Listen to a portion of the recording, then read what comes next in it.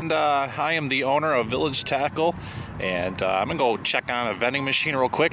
As you can see, it is cold out. It's January 29th, 2015. So I'm gonna go check it, and I get a lot of questions about if this thing keeps good temperature and if the bait is gonna be live during the winter. So I just kind of want to clear all that up, and I'm gonna go check out that machine and take you along with me, and talk to you soon. All right, we're off. So let's go do some vending machine checking.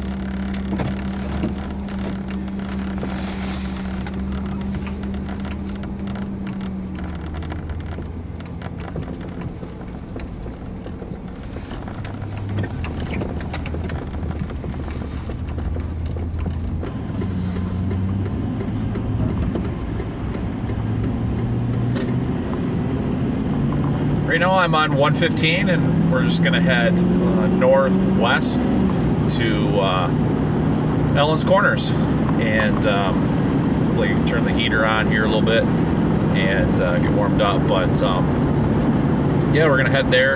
This machine I put there a week ago, checked on it a couple times, and it was done well there, keeping temperature, keeping product in good, healthy stance and so forth. And as you can see, as I'm going down this 115, we got a little bit of snow last night and this morning, and it's kind of accumulated up. So you can see that you know, this is a pretty optimal opportunity to be out ice fishing. And really, like I said, I just want to show everybody that these machines are a perfect asset to the fishing community, especially here in Michigan. I am constantly hearing and seeing and so forth of the bait shops, the family independent bait shops that are struggling, and eventually they end up going out of business, and it's very sad. But there's still that core fishing community that needs to be serviced, and that's where these vending machines come into play. And at Village Tackle, that's basically our concept. You know, we still want to fill that niche market of being able to service the fishing community 24 hours a day, 7 days a week, and at all hours. I mean, it's just, there's a need for it. So with all that being said, I really want to, like I said, just kind of debunk if you're on the fence of either buying bait from us or having a vending machine at your location, or even purchasing a machine. You know, definitely consider this. And you know, it's a great opportunity. It's a great opportunity for us to be a part of the fishing community still, to service those customers, and as well for other businesses to benefit from this as well. Like I said, we're headed northwest. It's about a 25 mile, about 20 minutes or so drive, and from Cadillac. So we'll head up there, and we'll kind of look it over and see what we have. So hope you enjoy the ride.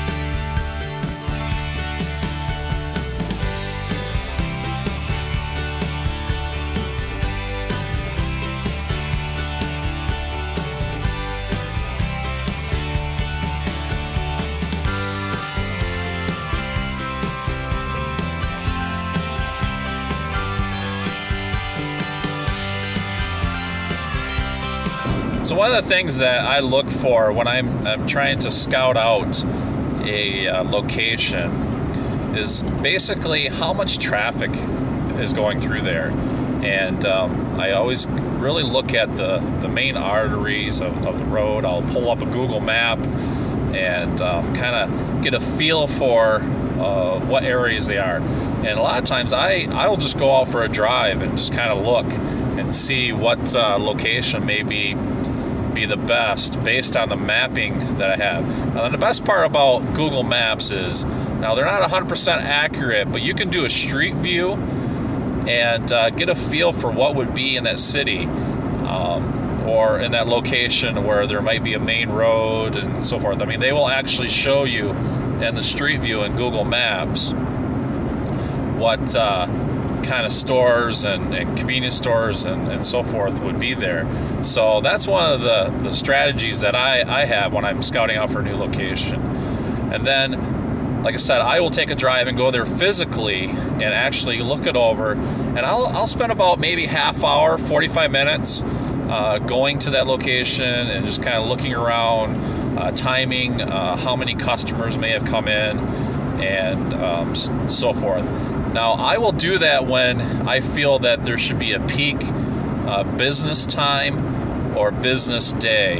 And usually it might be like on a Friday or a Saturday, you know, when there should be a lot more traffic. You know, it's kind of hard to gauge the amount of traffic that a location would have on a holiday weekend. I mean, it's just because that's a higher peak. But I'll pick and strategize those days that I think that are going to be, you know, not skewed in the idea of how much traffic is there. Hopefully that makes sense. But and then I'll just kind of go in, and the first thing that I'll do is I'll look for the bait cooler, you know, one of those little refrigerators. And I'll take note of what's in there and how much stock is usually in there. And sometimes will even pull out one of the containers, because some of the wholesalers will actually put a date on those containers, or the store owner or manager of that store will date that product. And if you see something that's in there that's been in there for, you know, better than 6 weeks, that's a red flag. That's a flag that maybe they don't move a lot of bait, and that they may move other things like beer, pop, chips, and so forth. So, you know, I may kind of walk away at that point, but I'll start doing a little more investigating on that location. And then also I will ask who the manager in charge would be, if it's a corporate store or if it's an independent store, and just kind of do the information gathering. And then once all that's kind of put together, I'll just go on to the next location, or I may, you know, start the process of seeing if that's, you know, really going to work for us as a business. But to stick a machine just anywhere, you have to really be strategic, and I can't stress that enough. I've seen other vending companies do that sort of stuff, and I think a lot of people forget that if vending companies do that, they may have something else behind them that's going to help carry them through the lull seasons. And like, you know, in northern Michigan, I would say that ice fishing, depending on the area, is a lull season. At least it is for us. We make a lot more of our revenue on the opening days of trout season, all the way up to roughly October 1st. And in large part, my theory is that come October 1st, when we have hunting season that opens up and kids are back to school, of course, and everything, those fishermen become hunters and also become students. So, you know, the best part about having one of these machines then is you can actually start to tailor your product selection to that customer. Now, I said that October 1st, usually your fisherman will become a hunter. So it is not unheard of to put some bait scent in one of these machines for the hunter or you know, survival type items, gloves, or just trying to think what other type of item you can put in there. Maybe some broadheads for the bow and arrow hunter, you know, those type of things. So just because you know, it says that it's a, you know, live bait and tackle, doesn't necessarily mean that you have to necessarily stick with that. I mean, we do, I mean, or I do here at Village Tackle, just because that's our niche market. But if I felt that I could generate a little bit more revenue out of those lull seasons by offering hunting stuff in a specific location, I would definitely do that. And because the bottom line is, I mean, yes, it's about making profit, but it's also keeping the location and the business owner manager happy by continuously servicing their customers. And that's definitely something that it cannot be forgotten in this business that I've learned so far. So I just can't stress that enough. But one of the other things that I can also say that I feel is pretty important is, and you'll see, I'll go through like a little process when I get to the machine. And that process is I'll check, make sure the temp is up to temp. You know, the glass looks good. You know, there isn't anything visibly jammed, like a dollar bill or paper coming out of the bill acceptor, or you know, coins or screwdriver or kids' underbritches in the chute. You know, yes, we have gotten some pretty weird items in our opening where you receive your products from, where it drops down, and it's kind of crazy. But I'm gonna go ahead and turn the camera on to the windshield real quick, so that way you kind of see where we're coming up on. And this is a roundabout, what we have here. So I'm gonna go ahead and turn it around and come into Mesick. As you can see, we're coming into the roundabout, and Ellen's Corners is right here in our view.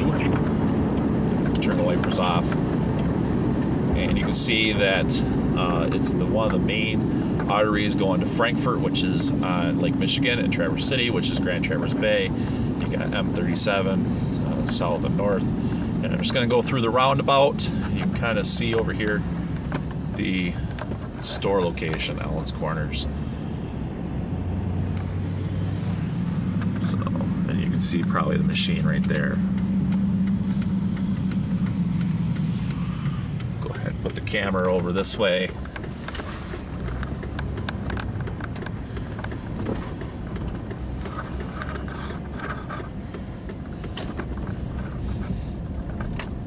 And like I said, this location is very busy. And we'll just go ahead and pull right up to our machine here.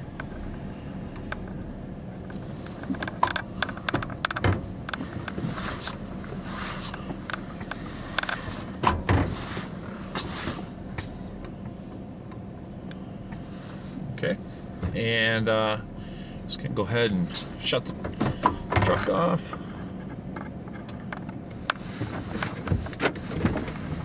Hey, fella. Okay, I'm up here at the machine, and as you can see, I'm just gonna go ahead and show you. This is one of the first things I do is I check and make sure what the temperature is. It's at 55 degrees. When I got up here, I was at like 55.5. So, and then I'll just double check, you know, make sure that the bill acceptor, you know, doesn't have anything in it. And of course, you know, make sure that the coin return stuff. And I'll just kind of give a good overall appearance and look over what the machine looks like. And one of the other things, I don't know if you can see it up on the camera real quick, is I'll check in if there's dirt at the bottom of the bait containers, then that's one of the things that I look for. So I'll make sure that if there's dirt there, then I know that the bait is usually probably pretty well alive, and that's one of the good things. So. Okay, here I have the machine open. I just kind of wanted to show you one of the things that I look for through the glass is this dirt that's on these cups. That's a good indicator that the bait's still alive. And like I said, this is January 29th, 2015, and it's probably about 17 degrees out or so, I think is what I've seen. But I don't know if you can see this on the camera or not, but our maggots are still kicking around, our waxworms rather, still kicking around, our spikes are kicking around. I'm gonna go ahead and pop one of these cups open and kind of show you, we got the 1,000 maggots here. And like I said, these have been here for a week, and you can see that they're still moving around, still lively. The machine is kept warm, and 55 degrees, 57 degrees, and it's been great. We had a couple nights that it went down to below 0. It was in the negatives and stuff. So the machine is doing well. I'm really happy. Like I said, I encourage people that are on that fence of buying bait from a vending machine. Consider that that's there 24 hours a day. And here as a company, we maintain these things to the optimum premium. So we just want to make sure that we service the customer and so forth. And you can see we have some pretty good items up here, and as well as live bait. And we got our mousies, our preserved wigglers, or floating spawn, some extra bright maggots, and of course our other maggots as well. So, and thank you for taking the time to watch this. And like I said, if you have any questions, don't hesitate to give me a call or contact me. And you can contact us by going to our website, www.villagetackle.com. If you have any interest or questions, or even if you're looking at purchasing the machine, I can put you in contact with the salesperson that got us going with these machines. So I hope you have a great day, and thanks again. Bye.